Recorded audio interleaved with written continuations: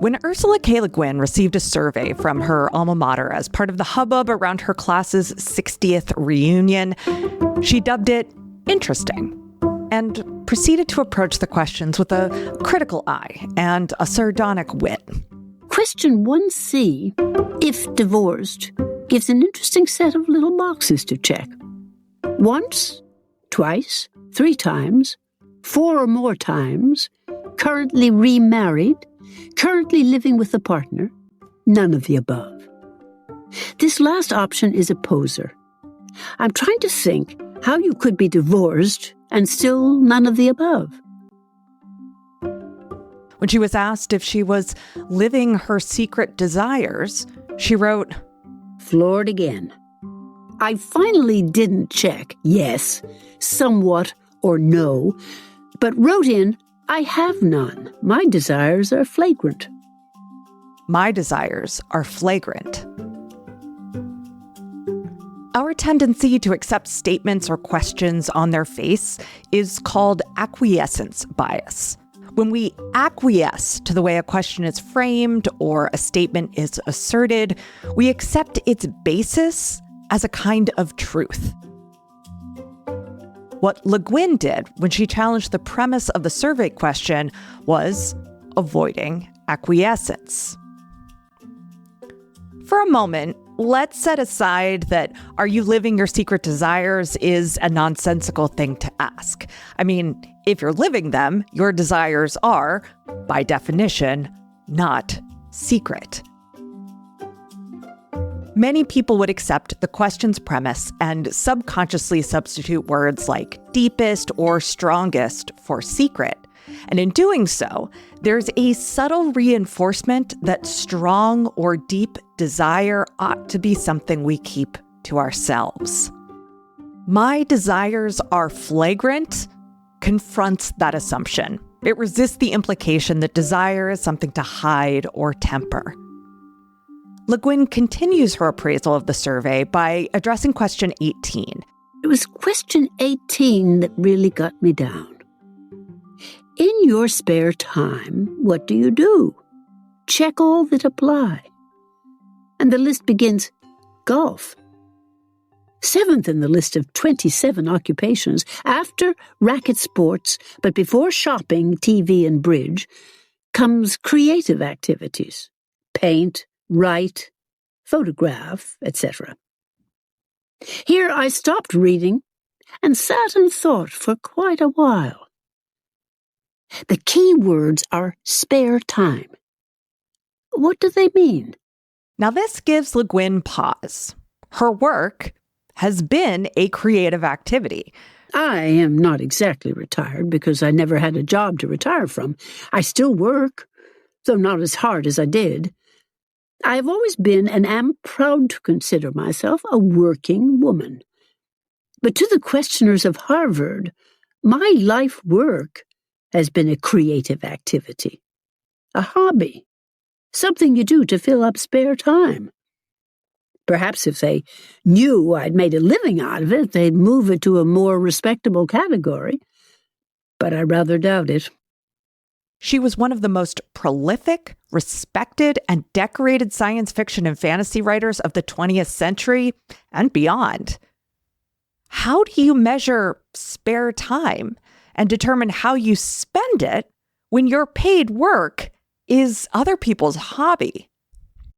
The question remains, when all the time you have is spare, is free, what do you make of it? So yeah, that definitely puts a wrinkle in this seemingly simple question. But Le Guin goes further. What do we mean by spare in the first place? Spared from what? Spared for what? She writes, the opposite of spare time is, I guess, occupied time. In my case, I still don't know what spare time is because all my time is occupied. It always has been, and it is now. It's occupied by living. I like where Le Guin lands with this question. All of my time is occupied by living as well, or at least that's my intention. acquiescing to the framing of productive versus non-productive, busy versus spare, or necessary versus disposable isn't a useful way for me to conceive of my daily 24 hours. These seemingly inconsequential acquiescences are everywhere, though. They shape our reality and influence what we perceive as problems and how we decide to quote-unquote solve them.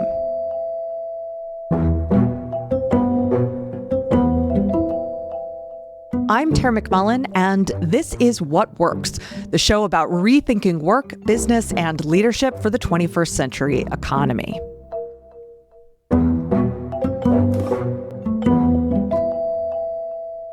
Social scientists, marketers, data scientists, and others who rely on well-crafted research surveys to do their jobs well are trained to avoid acquiescence bias. They learn how to spot the language that creates a leading question and the question formats that trigger agreement rather than a thoughtful response. Of course, acquiescence bias can also be leveraged for commercial, unethical, or even nefarious purposes. I mean, that's exactly what most ads do. I remember one YouTube commercial that Sean and I used to see regularly that began with what I can only call a dude demanding to know, "Are you still wearing layers just to go outside?" The implication was that wearing layers was ineffective and quite possibly unmanly, and that viewers should buy this all-in-one jacket hoodie thing instead. But counterpoint, layers are great? Anyhow, acquiescence bias also affects problem solving, planning, and goal setting. We accept our initial appraisal of an issue for the sake of cognitive efficiency and then try to address it within those bounds. We might even skip our initial appraisal and accept a so-called expert's framing without further reflection. What we decide to do next might be a great way to address the issue as initially framed, but it can also be an ineffective or harmful action plan if we were to reframe the issue and look at it differently.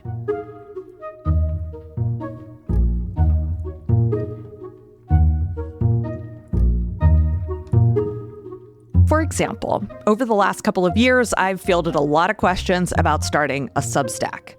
Fair enough. But asking whether you should start a Substack acquiesces to Substack's framing of the issue. A better question is, would writing an email newsletter serve me and presumably my readers well? Not only is that a question that doesn't acquiesce to Substack's framing, it's a question that gives us more information to consider as well. Do I want to write an email newsletter? What does serving me mean? What would serving my readers look like? And how could I measure whether or not I'm doing it well? Now, if the answer to that latter question is yes, then you can ask whether Substack is the right service for you, or if one of the other newsletter services would be better or serve your needs more effectively.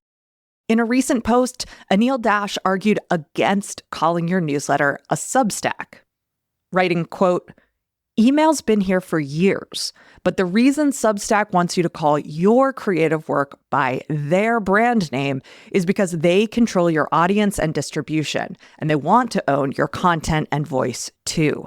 You may not think you care about that today, but you will when you see what they want to do with it." When you call your newsletter a Substack, you acquiesce to Substack's terms of engagement, which might very well be unaligned with or even antithetical to your own purposes.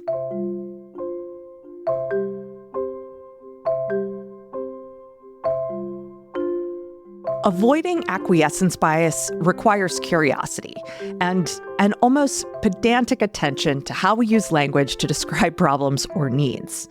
It will slow you down, and it will more than occasionally frustrate others. It will often mean swimming against the current and putting in more work than seems necessary. But it's essential to coming up with long-term solutions and truly workable plans. So how do you do it? How do you spot your tendency to acquiesce so you can better frame an issue?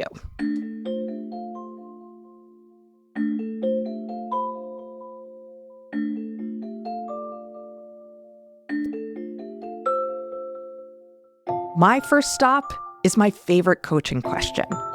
Just 2 little words. But why? But why do you want to start a Substack? But why do you want to build an audience? But why do you want to delegate more? But why do you want to automate these tasks? But why is especially helpful when what we're acquiescing to feels like conventional wisdom or a strategic truism. Underneath these simple phrases, we've already jumped to a number of conclusions. For instance, if I start a Substack, I can make money from work I'm already doing. If I build my audience, I can sell to more people. If I delegate more, I'll be able to focus on more valuable work. If I automate these tasks, I'll free up my time so I can work less. Now, those statements may or may not be true, but they reveal something truer than the initial premise. They offer a different way to frame the issue. For example, let's take a look at the issue of delegation. Delegating can be great, but it's not nearly as straightforward as people often make it out to be.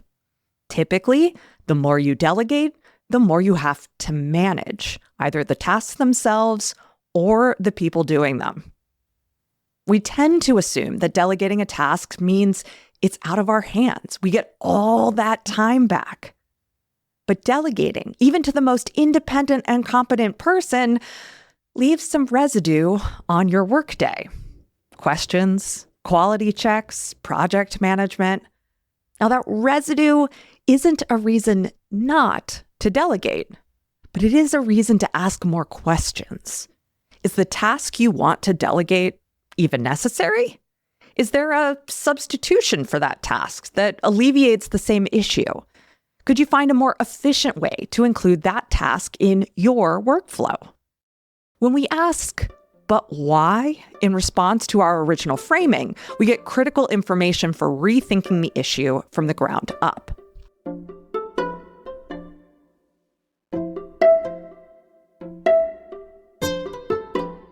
Another way to get at that critical information is by considering who benefits from framing an issue in a particular way. As Dash pointed out earlier, should I start a Substack? Becomes a pretty different question when we consider that Substack benefits from framing the decision in that way. Again, that doesn't mean that using Substack is a bad choice. By examining who benefits from framing an issue in a particular way, we can reframe it to balance those benefits better. Should I start an email newsletter? Removes the unintentional bias in favor of Substack and offers a frame for us to consider how we and our readers would benefit from an email newsletter. It's entirely possible to acquiesce to a framing that benefits us unfairly as well. And I've seen this for years all over the online business space. Coaches and influencers frame their followers, who are small business owners, as the heroes of the story. And so whatever framing they're offering for a particular question or problem or challenge ends up framing the small business owner as the person who needs to benefit most. But let's take a look at a more egregious example: artificial intelligence companies. The companies building large language models like OpenAI or Anthropic claim that they can't pay for the intellectual property they use to train those models, or they'd go bankrupt. Think of it as a sort of entrepreneurial entitlement. They feel entitled to not go bankrupt, even though businesses fail all the time. By framing the issue as one with corporate life or death stakes, AI companies blur the lines about who benefits and ultimately who gets taken advantage of.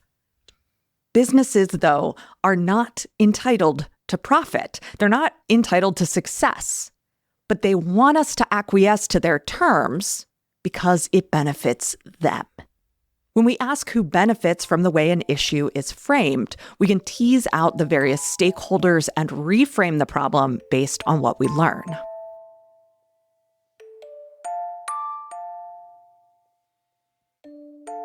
Finally, the guise of objectivity is often what triggers our acquiescence. We'll hear things like, "That's what the numbers say," or "That's what the research says," which often hide a framing that can and should be questioned. We like to think that data and metrics and math and science are objective, but they never are. Even fairly straightforward data is constructed with an assortment of biases, desired results, and worldviews. The other day, I went onto Instagram to check in on a client's content performance, and I noticed a post by an old acquaintance of mine. Years ago, she had been one of the many online business influencers who seemed on a supersonic flight from reasonably credible to pastel QAnon adjacent. I clicked to her profile to see where she'd ended up. And I didn't really get a good read on that because I got distracted by a pinned post about creating a chatbot to figure out who to vote for. I clicked to watch the video. And yes, she'd created a chatbot that prompted you to respond to questions about issues and values. Based on your responses, the chatbot would tell you how your preferences aligned with the candidates or proposals and provide additional context. She claimed that, amidst the miasma of deeply biased media, this chatbot would provide objective, unbiased responses. I will assume that she did this in good faith. I think the motivation to create something that's unbiased and objective in terms of our news and information diet is a good one, at least an understandable one. But of course, there is absolutely nothing objective or unbiased about chatbots. They are trained on media that isn't fact-checked, conceived by people with agendas, and used by people who are predisposed to believe what they read on their computer screen. And that's all of us. Worse, a chatbot doesn't come with the context that getting news from, say, Fox, MSNBC, The New Republic, or Breitbart does. We know more about how a news brand is biased because bias is part of the brand, even when it's denied. This example is particularly egregious, but implied objectivity is everywhere. For instance, podcasters have been freaking out about their audiences disappearing for the last year. Starting in about October 2023, we saw a sharp decline in downloads across the board. But that wasn't objective proof of our audiences getting fed up and leaving. It was just a change to how Apple counted downloads. And downloads themselves? Well, they're not objective metrics either. In another example, OG Twitter users feared leaving X because they didn't want to leave their massive audiences behind to start over. That's understandable. Having 40,000 followers is objectively better than 3,000 followers, right? No, wrong. Turns out that users are receiving far more traffic and engagement from Blue Sky than Twitter, even when their audiences are exponentially smaller on the new platform. Those follower counts weren't an objective representation of reality because reality was actually dictated by algorithms and content moderation, which was hostile to Twitter users long before Elon Musk took over. Any problem or question framed as obvious, objective, or self-evident should be interrogated. Any framing that relies on data or how data is interpreted should be investigated further. Even when objectivity isn't used to make us acquiesce to a bad framing purposefully, it can still cause us to miss alternatives from which we'd benefit.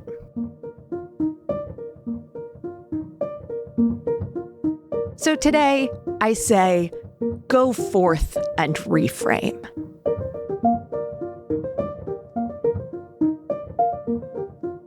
It's always a good time to be aware of and resist our tendency to acquiesce to problems or questions as they're presented. But it's especially critical when making big decisions, as we often do at the end and beginning of each year. Before you set your plans in motion, consider how platforms, marketers, politicians, or media may have framed the challenges you're trying to overcome or the goals you've set. If reframing the issue brings you to the same conclusion, have at it. You'll be that much more confident for having taken a beat to reconsider. But if reframing gives you a different perspective and leads you to a different plan or goal, you'll have made your desires flagrant and get to occupy your time with what really matters.